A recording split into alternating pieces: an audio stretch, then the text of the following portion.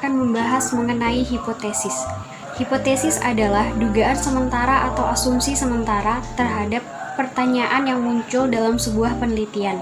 Pernyataan hipotesis hanya menjelaskan fenomena dan kemungkinan jawaban atas pertanyaan penelitian. Jawaban sesungguhnya akan didapatkan setelah penelitian dilakukan.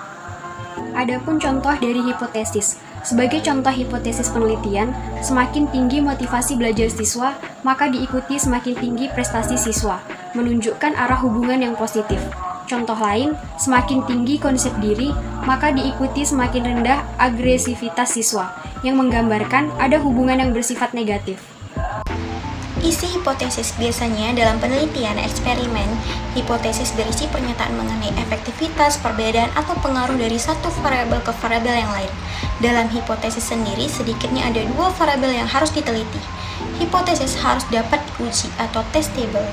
Tahap-tahapan pembentukan hipotesis secara umum, yaitu adalah penentuan masalah atau dasar penalaran, hipotesis pendahuluan, atau dugaan, di mana anggapan sementara.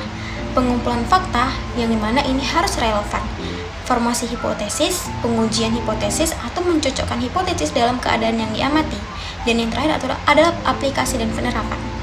Dasar atau pedoman dalam menyusun hipotesis adalah rumusan masalah, kerangka teori, dan hasil penelitian sebelumnya yang terkait. Hipotesis dapat disusun oleh peneliti berdasarkan landasan teori dan didukung hasil-hasil penelitian yang relevan. Peneliti harus memahami tentang isi dan bagaimana langkah-langkah dalam merumuskan suatu hipotesis penelitian.